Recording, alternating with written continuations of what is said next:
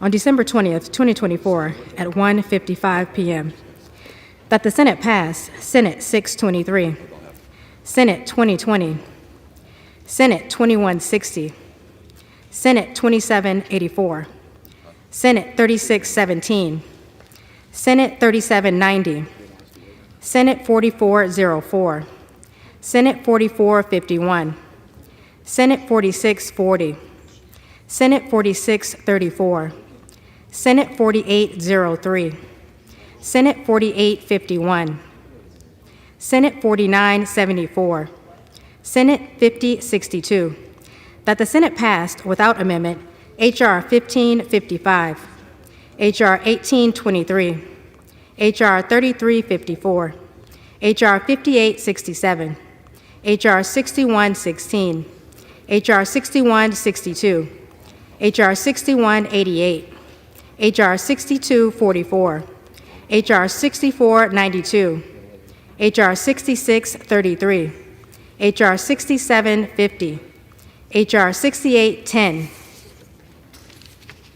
H.R. 6983, H.R. 7158, H.R. 7180, H.R. 7365, H.R. 7385, H.R. 7417, H.R. 7507, H.R. 7508, H.R. 7606, H.R. 7607, H.R. 7893, H.R. 7938, H.R. 8057, H.R. 8641, H.R. 8717, H.R. 8909, H.R. 8841, H.R. 8868, H.R. 8919, H.R. 8976, H.R. 9285, H.R. 9322, H.R. 7421, H.R. 9487, H.R. 9544, H.R. 9549, H.R. 9580, H.R. 9592, H.R. 9600, H.R. 9775, H.R. 10065. Appointment, United States Commission on International Religious Freedom. Signed sincerely, Kevin F. McCumber, Acting Clerk.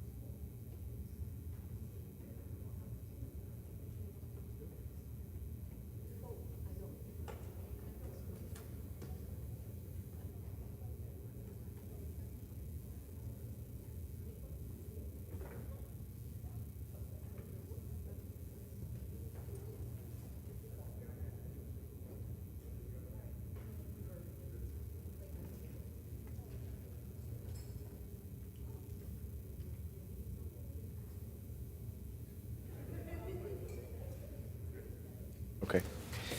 Pursuant to Clause 8 of Rule 20, the Chair will postpone further proceedings today on motions to suspend the rules on which a recorded vote for the yeas and nays are ordered, or votes objected to under Clause 6 of Rule 20. The House will resume proceedings on postponed questions at a later time. For what purpose does the gentleman from Oklahoma seek recognition? Mr. Speaker, I move that the House suspend the rules and pass H.R. 10545. The clerk will report the title of the bill. H.R. 10545, a bill making further continuing appropriations for the fiscal year ending September 30th, 2025, and for other purposes. Pursuant to the rule, the gentleman from Oklahoma, Mr. Cole, and the gentlewoman from Connecticut, Ms. DeLauro, each will control 20 minutes.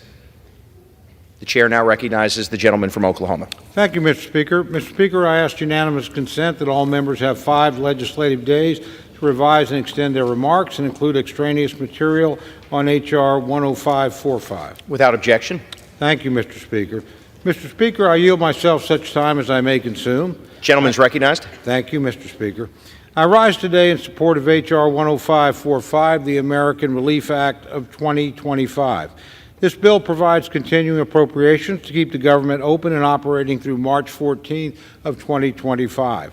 When the House Appropriations Committee began our process of drafting bills for fiscal year 2025, we knew we had to work quickly to put the House in the best position possible. To that end, we successfully reported all 12 of our annual appropriations bills out of committee and succeeded in passing 5 of them across the floor by the House by the end of July.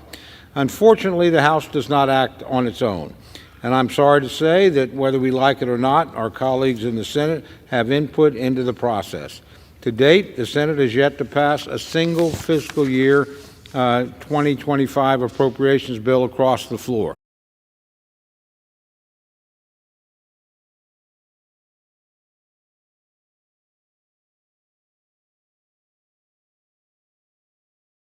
Bills, it will also give President-elect Trump an opportunity to participate in the process. Governing by continuing resolution, Mr. Speaker, is never ideal, but Congress has a responsibility to keep the government open and operating for the American people. The alternative, a government shutdown, would be devastating to our national defense and for our constituents and would be a grave mistake. Today's bill, Mr. Speaker, avoids such a self-inflicted error. Today's bill will also provide much-needed relief to Americans struggling to recover from recent natural disasters. This includes destruction in my own district, which faced tornadoes that ripped through Oklahoma, and it will especially provide support for communities ravaged by Hurricanes Helene and Milton. The devastation caused by these storms and other disasters is heartbreaking. Congress must act. In this bill, we will provide $100 billion in supplemental emergency disaster funding. This will provide the necessary disaster recovery aid for states and communities as our fellow citizens rebuild and restore. Finally, the bill also provides $10 billion in economic assistance for our farmers and ranchers. In the wake of many natural disasters and a difficult farm economy, our farmers and ranchers are in dire need of economic assistance. While there's still a long road ahead for recovery efforts and rebuilding, this aid will mark a vital step forward and will help preserve family farms and ranches across the country while also continuing to ensure food and agricultural security for our nation. For these reasons, Mr. Speaker, I urge all my colleagues to vote in support of H.R. 10545 today. Thank you, and I reserve the balance of my time. Gentleman reserves. Gentlewoman from Connecticut is recognized. Thank you, Mr. Speaker. I rise in opposition to this continuing resolution. We had a strong bipartisan and bicameral agreement among the leadership of both parties at both ends of the Capitol to avert a disastrous and pointless government shutdown, to provide desperately needed disaster aid and emergency assistance, and to provide Congress with the time required to enact full-year funding bills for fiscal year 2025, which is our responsibility. That bill was a result of a compromise. There were things in it Democrats liked and Republicans did not. There were things in it Republicans liked that Democrats would have preferred to leave out. But that is the nature of government funding bills. They require compromise, which we did, which we accomplished, and the support of Democrats and Republicans in the House and in the Senate in order to become the law of the land. That was true throughout the 118th Congress, despite Republicans' repeated and failed efforts to write extreme and partisan funding bills. And that will be true in the 119th Congress as well.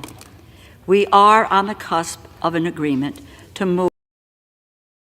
2 days ago, a multi-billionaire with apparently no working knowledge of our government or of appropriations, someone who was a self-appointed president of the United States, Elon Musk, issued a marching order for House Republicans to go against their own elected leadership. Shut down the government. Shut down the government. House Republicans are responsible for any harm and uncertainty brought upon the American people. And should some get their wish for a month-long government shutdown, they will be responsible for cleaning up their mess come Inauguration Day. Indeed, we are in completely unprecedented times when someone who has no knowledge of government, who has no knowledge of an appropriations process, who is external to the House of Representatives, can make his weight felt here in turning what was a bill that was on its way, a bipartisan bill, a bicameral bill, was on its way to achieving its goal of keeping the U.S. government open. And the goal, actually, is providing services to American citizens, to working families, middle-class families, vulnerable families, where our responsibility lies. The world's richest man, reaping billions in government contracts, is calling the shots in the Republican Party. At the behest of the world's richest man, who no one voted for, the United States Congress has been thrown into pandemonium. It leads you to the question of who is in charge. I thought that there was a Republican majority in this body, not a President Musk majority. We had a bill on Tuesday that was the result of a year and a half of work, and which had the input, as I've said, of Republicans and Democrats. It represented their interests, the interests of their constituents, their concerns, the needs of their constituents. The bill had no such bipartisan. This bill that we're discussing right now has no such bipartisan input. This was no deal or no agreement, except for among a small group of House Republicans. The bill removes key provisions to limit the power of pharmaceutical companies. That means our prescription drug prices and what happens to the rising prescription drug prices, which families can't get to in order to be able to deal with any illness they have or to save their lives. It removes the provisions to protect SNAP recipients, people at risk of hunger, from the theft of their benefits. It struck a provision from our colleague Congresswoman Wexton to support research into treatments and cures for childhood cancer. For childhood cancer. I'm a cancer survivor. I know what it means to have a cancer diagnosis. I know what it means when parents say your child has cancer. And we want to remove the provision that supports research into treatments and cures for childhood cancer. It drops necessary pandemic preparedness and response programs, including the Strategic National Stockpile. I know something that my colleagues on the other side of the aisle are very concerned about and always work to protect what we do with the Strategic National Stockpile. Also, it drops the necessary efforts for our hospital preparedness programs. And that's hospitals all over the country. And I might add, where that's really a big problem is in rural America and hospitals, which were clamoring for these efforts. And as well, shortchanges programs to prepare for future public health emergencies like bird flu, which we now know is striking people on the west coast of this country, California. This bill also abandons our bipartisan efforts to ensure American dollars and intellectual property are reinvested in American businesses and workers instead of fueling the Chinese Communist Party's technology and capabilities. I am deeply disappointed that this bipartisan priority was abandoned after President Elon Musk bullied Republicans into going back on their word. Musk, who got rich off of $20 billion in federal contracts for his companies, he now makes half of his company's cars at Tesla. Tesla's $7 billion plant is in Shanghai. He clearly does not want to have to answer any questions about how much he plans to expand his business and businesses in China, and how many American technologies he plans to sell to the highest bidder. As chapter and verse, many more pieces of fact about his relationship with China. And he has spent last few years cozying up to the Chinese Communist Party to protect his own business interests. The fight is not over. This is something that simply must be done to safeguard our supply chains and our critical capabilities. American policy should be set on behalf of America's workers, not billionaires who cozy up to communist China. We must immediately return to considering the bipartisan, bicameral compromise legislation that Speaker Johnson, Leader Schumer, Leader Jeffries, Leader McConnell, and I might add, the four corners of the Appropriations Committee. That means the chair of the House Appropriations Committee, myself as ranking member in the Senate, the chair of the Senate Appropriations Committee, Senator Murray, and the chair of the ranking member on the Senate side of Appropriations, Senator Susan Collins. This is the group that constructed the deal on behalf of the American public. And those services are now being shortchanged. We must unequivocally reject the illegitimate oligarchy that seeks to usurp the authority of the United States Congress and of the American people. I reserve the balance of my time. Gentlewoman reserves. Gentleman from Oklahoma. Thank you very much, Mr. Speaker. Mr. Speaker, I yield 2 minutes to my very good friend, distinguished gentleman from Pennsylvania, Mr. Muser. Gentleman from Pennsylvania is recognized for 2 minutes. Thank you, Mr. Speaker. I thank my good friend, Chairman Cole, for his leadership. Mr. Speaker, I rise in support of the agreement reached between the two houses, the incoming Trump White House and the Republican-led United States House of Representatives. Mr. Speaker, CRs are not ideal. They are not preferred. But come the new year, we will begin a new era of regular order. As well, I expect we will be working in a concerted manner for the next 4 years, to borrow a phrase, make America great again. As we are all aware, the vacuum of leadership from the current White House has been filled already by the incoming White House.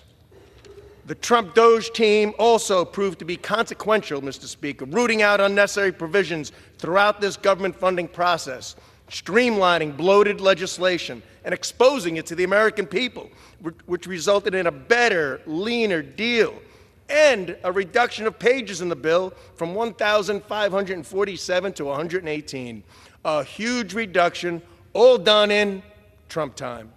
This legislation delivers responsible disaster relief, targeted spending reductions, an agreement to address the debt ceiling, and avoids a government shutdown.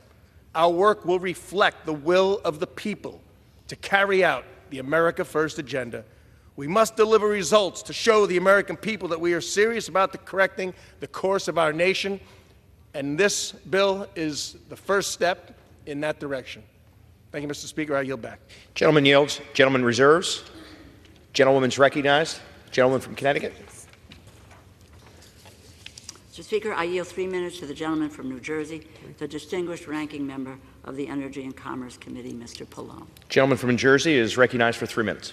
Thank you, Mr. Speaker. I heard my colleague on the Republican side talk about the reduction in the number of pages in the bill.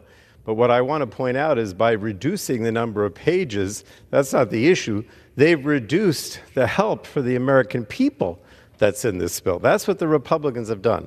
The beginning of the week, we had a bipartisan bill that provided critical relief for the American people. And from my perspective on the Energy and Commerce Committee, what we had done over the last year was hear from our constituents, had hearings, to hear about what was necessary to lower costs, to provide relief for people that, as you know, feel very strongly that prices are too high, that there's all kinds of problems with corporate interests and websites that are not protecting their interests, not protecting their privacy, soliciting all kinds of things with misinformation, because we're the committee that deals primarily with health care, with consumer protection, with environmental concerns. And so what we did is we worked on a bipartisan basis to put together in this legislation proposals that would really make a difference from what we heard from our constituents around the country. Now, that's what's been taken out of this bill. And it's been taken out because one man, a billionaire, decided to tell my Republican colleagues that he did not want this bill. I'm not going to figure out why he doesn't want it, but obviously, you know, the types of things that I'm talking about are not the things that he would want in the bill. So what are we talking about here? What was taken out of this bill? Well, first, my colleague, the ranking member Appropriations, mentioned pediatric cancer and rare disease therapies, research for cancer, for kids that are facing cancer problems, community health centers, teaching health centers to provide more primary care doctors. Those were extended for 2 years and then for 5 years with more funding for that purpose. Prescription drug reforms. One of the biggest problems that we face right now is so-called PBMs, pharmaceutical benefit manufacturers. What they do, managers, what they do is, theoretically, they're supposed to work between, like, the insurer or the individual and the drug companies to reduce prices. But what they do instead is, because there's no transparency, what they actually do is pocket the money that they've negotiated, the savings that they've negotiated for themselves, rather than give it back to the consumer. And so what we did on the Energy and Commerce Committee, we said, no, we want reform of PBMs that basically is sort of a way of saying that they cannot, if they negotiate savings, that has to go back to the consumer to lower costs for prescription drugs, which is one of the biggest things that people are concerned now. Their health care, or one of the biggest costs that they have in health care. So these are the types of things that have been taken out of this bill. The gentleman's time has expired. I would be happy to give the gentleman another 30 seconds, another minute if he needs it. Okay. These are the types of things that have been taken out of this bill. Health care protections, consumer protections, environmental protections, safety protections. These are the types of things that have been taken out of this bill because some billionaire, richest man on earth, decided that he didn't want those things. This has now become a bill that has taken out anything that is important, essentially, for consumer or health protection or for relief to lower costs for the American people. And thank you. I yield back. Gentleman yields. Gentlewoman reserves. Reserve. Gentleman from Oklahoma. Thank you very much, Mr. Speaker. Mr. Speaker, I yield 2 minutes to my very good friend, distinguished gentleman from Minnesota, Mr. Stolber. Gentleman from Minnesota is recognized for 2 minutes. Thank you, Mr. Chair. You know, tonight, let's put the politics aside. We're here right now discussing a bill that has very good things in it. As my good friend Mr. Cole says, let's not fight about what's not in it at this moment. We know that Democrats had priorities in it earlier and Republicans had priorities in this bill earlier. But we are going to break the fever here in Washington and stop putting the Christmas tree gifts in at the last minute that costs American taxpayers millions and millions of dollars. Let's talk about what's in it. For the small family farmer, for that dairy farmer from Minnesota that was in my office 48 hours ago, begging us for assistance. This bill will help you and many other farmers across this great country. For the victims of the hurricanes, Helene and Milton, who are the victims tonight who are sleeping in tents, Mr. Chair, because they don't have a house. There is American Rescue. Taxpayers are going to come and help you tonight. Through no fault of your own, you suffered through a hurricane. And the U.S. Congress, tonight, the House of Representatives, are going to vote to support you. This is a clean resolution with the debt ceiling. This is what my good friends and colleagues on the other side of the aisle wanted just yesterday. So let's talk about the good things that are in it. To our farmers, we will support you, both Republicans and Democrats. To our victims of natural disasters, we will support you tonight. A clean CR, I support this resolution, and I yield back. Gentleman yields. Gentleman from Oklahoma reserves. Gentleman from Connecticut. Gentlewoman reserves. Gentleman from Oklahoma. Thank you very much, Mr. Speaker. Mr. Speaker, I yield 2 minutes to my very good friend, the distinguished gentleman from Missouri, Mr. Alford. Gentleman from Missouri is recognized for 2 minutes. Thank you to the chair for your leadership and our ranking member as well, and thank you, Mr. Speaker. Mr. Speaker, 'twas 5 days before Christmas and all through this House. Not a lawmaker was resting, not even their spouse. The CR was stalled, the debates full of heat, while a shutdown shadow loomed over our streets. My friends, it's time to fund our defense and aid for our farms and disaster relief to protect our very own citizens from harm. Our farmers work hard. They deserve every chance to grow and to prosper, advance, and enhance. Mr. Speaker, this Christmas, let's give we the people their due, a funded government from leaders who are true. So as we vote on this CR, let's keep this in sight. America first, and to all, a good night. And I yield back. The gentleman yields. The gentleman from Oklahoma reserves. The gentlewoman from Connecticut. Reserve. Gentlewoman reserves. Gentleman from Oklahoma. I would advise my friend I'm prepared to close whenever she is. Gentleman reserves. Gentlewoman from Connecticut. If the gentleman would understand that I'm waiting for a reserve, but someone else was coming to speak. If you just, I would ask the Speaker to inquire how much time we have on each side.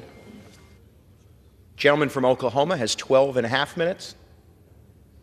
The gentlewoman from Connecticut has 7. Thank you very much, Mr. Speaker. I just want to take a moment to address something my very good friend from New Jersey had to say about what's not in the bill. And again, as another speaker referenced, I always believe you look at legislation according to what's in the bill and don't worry about what's not in it. Make the judgment on what's there. And the reality is, in this bill, we keep the government open. My friends favor that. I hope they vote that way tonight. In this bill, we provide badly needed aid to Americans that are suffering in a disaster. I know my friends favor doing that. I hope they vote accordingly tonight. And as several of the speakers have mentioned, we provide much needed assistance to America's rural economy. So I hope my friends actually support that as well with a positive vote tonight. I also want to point out, and I speak now not as a Republican or a Democrat, but as an appropriator. I, for one, think these very good ideas some people have ought to generally move to the floor as separate bills. One of the reasons people distrust this institution is because we quite often pile things on bills that are totally unrelated. Everything that my friends on the other side and I negotiated in the appropriations area is actually in this bill and actually as negotiated. And I think it's unfortunate. And we do this on both sides, so I'm not trying to score political points here. As I said, I'm speaking as an appropriator. I hope we get back to doing what we should do, and that is move legislation through this body appropriately, as narrowly focused as possible. And these end of the year or end of the session or just before breaks, massive bills, I don't think serve the American people well. I don't think they serve this institution well. And I know many of my friends on the other side actually agree with that. So let's look at this as an opportunity to step back and actually focus on what our job here is. And we have no more important job than funding the government, helping Americans in disaster, assisting folks over a long-term crisis in rural America, and then closing down our business and going home. These other matters should be dealt with next year, and as has been indicated, they're generally bipartisan nature. They ought to move through on their own. And that's just my thought, my reflection. With that, Mr. Speaker, I reserve the balance of my time. Gentleman reserves. Gentlewoman from Connecticut. Prepared to close. Okay. Gentlewoman is prepared to close. Let me just be done with this stuff here. I'd like to take a moment of the time that I have to highlight that we did come to an agreement and acknowledge there are things in this bill that reflect the bipartisan and bicameral agreement on disaster relief. And I also might add, as the ranking member on appropriations, we came to agreement on moving forward on appropriations bills. And the supplemental, by the way, includes substantial Democratic wins. And since the summer of 2023, we have been pushing Republicans for a comprehensive disaster supplemental. I am pleased that we have an agreement on $100 billion in disaster aid. And that includes $8 billion for emergency highway funds, including paying the full 100% cost to replace the Key Bridge in Maryland. $2.3 billion for disaster loans for small businesses. More than $3 billion for water infrastructure grants from the EPA, and $1.5 billion for the Army Corps of Engineers projects. $12 billion for community development block grants to assist with long-term housing, infrastructure, and economic recovery needs, and $21 billion in disaster assistance to farmers, to producers. And this, by the way, is separate from the agreement on an additional $10 billion for farm aid. I might add that at the outset of the negotiations, I think it's important to know that there were those on the other side of the aisle who wanted to really cut the disaster effort, even to have to provide offsets for the disaster. That was very real. Democrats held the line and said no, that we would get $100 billion for disaster aid because of how critically important it is. Unfortunately, and I might add, there was agreement, as well as what Democrats talked about on disaster relief, there was also agreement on pediatric cancer and rare disease research, community health centers, teaching health centers, prescription drug reform, pediatric therapies. This was all agreed to. It wasn't that we were saying we don't want disaster, you don't want these. We came to a conclusion that these were all of the pieces that were needed to move forward. I also might add, because I am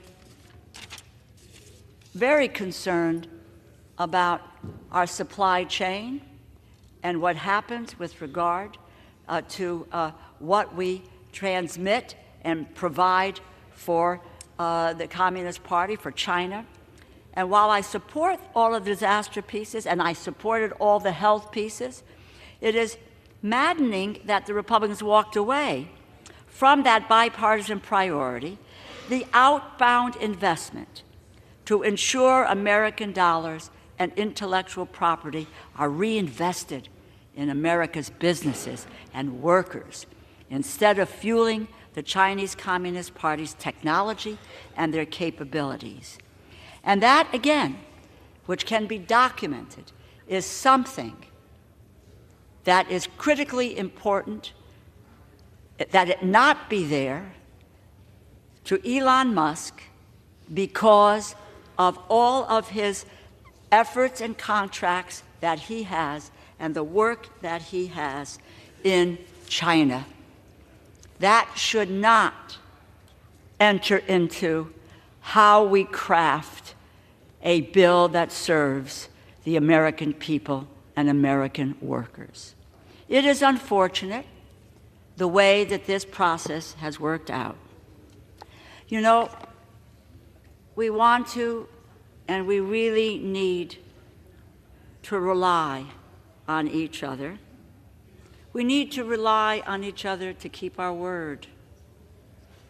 That when we have an agreement, that we keep that agreement. I said this as well yesterday. I think all of us know here in the Congress that the only thing that we have is our credibility and our word. That is what allows us to move forward, to trust one another, to move forward on legislation that helps and serves the American people. I yield back. Gentlewoman yields. Gentleman from Oklahoma is recognized. Thank you very much, Mr. Speaker. I yield myself the balance of my time. Gentleman's recognized. Thank you, Mr. Speaker. I want to begin and reiterate a point that I made earlier, and I know my good friend from Connecticut and I may disagree tonight on this particular incident, but I think as a broad principle, we probably do agree that it's much better, honestly, as an appropriator, when we are not carrying everybody else's weight. You know, sometimes the mule finally breaks down. And I would just tell my friends, working in good faith, and particularly in bipartisan bills like we had in WIOA reauthorization and some of the health issues that were mentioned earlier, please bring your bills to the floor under your own time. Don't try to catch a ride with us right at the end. People hate that. Our own members don't get a chance to read the bills in some cases. The public doesn't get a chance to have a full debate on the issue. It's simply not good governance. And I would actually argue that this legislation is focused and easy to understand and easy to read. The parts that are important to it are really only about 130 pages. Those are the things that the Appropriations Committee did, and we did it in a bipartisan fashion and a good faith debate, and all of those things are in this bill. I tell my friends on both sides of the aisle, so I say this again, not in a partisan sense at all, but remember, if you vote no on this bill, you are effectively voting to shut down the government. If you vote no on this bill, you're effectively voting to deny assistance to Americans who suffered enormously from natural disasters. If you vote no on this bill, you're effectively voting not to help rural America in a time of crisis on our farms and ranches all through the country. So the stakes are pretty clear here, and I'm hopeful on all these things we agree. We don't have any partisan disagreement. These are things that we agree on, and there's nothing in this bill, certainly that my friends on the other side disagree with. There may certainly well be some other disagreements here or there, but broadly speaking, this is something we should do. None of us, or most of us, do not want to shut down the government. Not a good thing for the country. So I can go on and we can get in a debate, and I'd like to be, in the give and take of debate as much as anybody else. But it is, after all, the holiday season. I know I have members that are anxious to get home, be with their families and their friends in the holiday season. So I simply want to conclude by wishing everybody a Merry Christmas, a Happy Hanukkah, whatever would be appropriate in your faith tradition, and hope that you have a wonderful and blessed new year, and that we have a great year for America in store ahead of us. With that, Mr. Speaker, I yield back. Gentleman yields. Amen. The chair wishes to express appreciation on behalf of the House to members for the tone and tenor of tonight's debate, and express appreciation to the staff on both sides of the House for working through these last 48 hours. The question is, will the House suspend the rules and pass the bill 10545? Those in favor say aye. Aye. Those opposed say no. In the opinion of the chair, 2/3 being in the affirmative. The gentlewoman from Connecticut, for what purpose do you? Mr. Speaker, I request the yeas and nays. The yeas and nays are requested. Those favoring a vote by the yeas and nays will rise. A sufficient number having risen, the yeas and nays are ordered. Members will record their votes by electronic device. This is a 15-minute vote.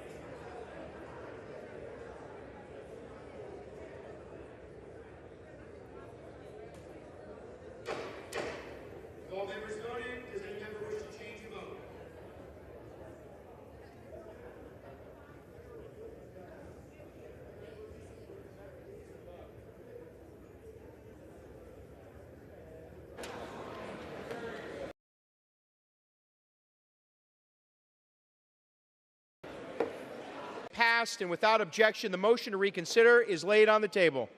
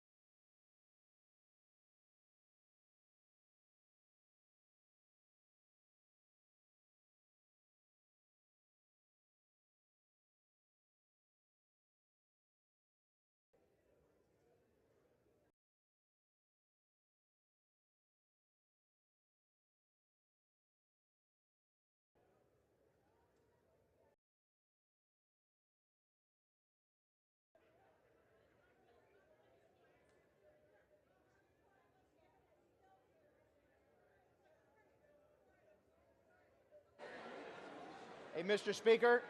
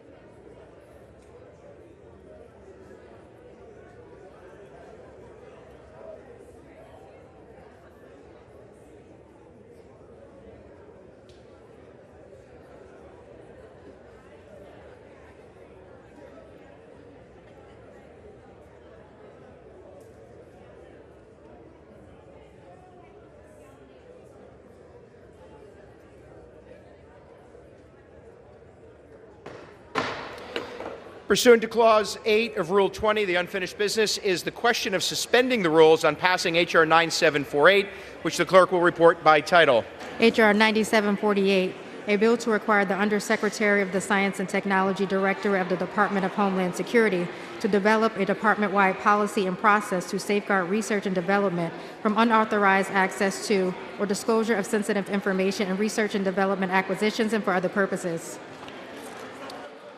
The question is, will the House suspend the rules and pass the bill? So many as are in favor say aye. Those opposed, no.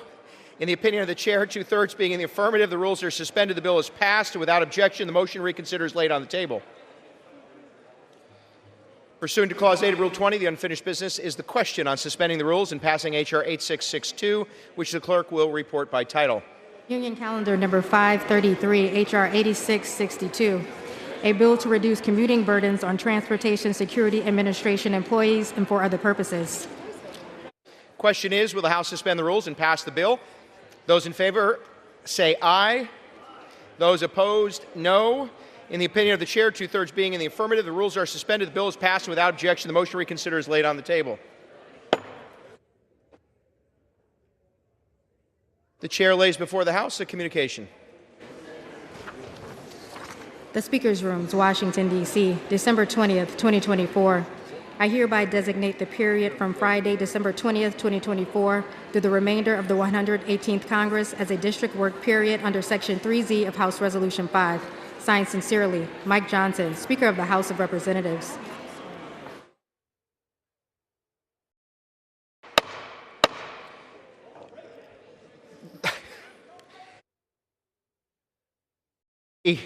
Gavel is safe. The House will be in order. The House will be in order. Members are requested to take their merriment off the floor. Conversations Off the floor. Members are requested to take their conversations off the floor. The House will be in order.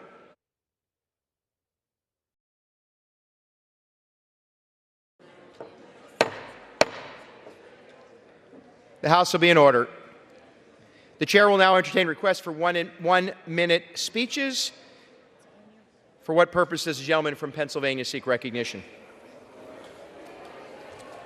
Mr. Speaker, request unanimous consent to address the House for 1 minute and revise and extend my remarks. Without objection, the gentleman from Pennsylvania is recognized for 1 minute. Mr. Speaker, the House is still not in order. Gentleman will suspend. The House will come to order. Members are requested to take their conversations off the floor. The gentleman from Pennsylvania is recognized for 1 minute. Thank you, Mr. Speaker. I rise today to recognize the outstanding achievement of Warren County native Mitchell Angove. Mitchell was recently named to Forbes 30 Under 30 list. This list is produced annually by Forbes magazine and recognizes notable individuals under the age of 30 nationwide. A native Pennsylvanian, Mitchell attended the Eisenhower High School in Russell, Pennsylvania. He graduated in 2018 and earned his bachelor's and master's degree throughout the following years. Today, Mitchell is the co-founder and CEO of Phoenix Biotechnologies. This company is helping transform the agriculture industry by analyzing animal genomes to predict traits such as size, milk production, and other key health factors. As the chairman of the House Agricultural Committee, I've seen firsthand the issues currently affecting our American farmers. And I'm proud to see motivated individuals such as Mitchell continue to pursue advancements that could help farmers nationwide. With that, Mr. Speaker, I yield back the balance of my time. Gentleman yields. For what purpose does the gentlewoman from Hawaii seek recognition? I ask unanimous consent to address the House for 1 minute and to revise and extend my remarks. Without objection, the gentlewoman is recognized for 1 minute. Thank you, Mr. Speaker. This is my 30th Maui Minute, and after months of delay, 3 successive requests from President Biden, and unnecessary anxiety for millions of Americans, courtesy of the richest man in the world, Congress will now finally send much-needed disaster recovery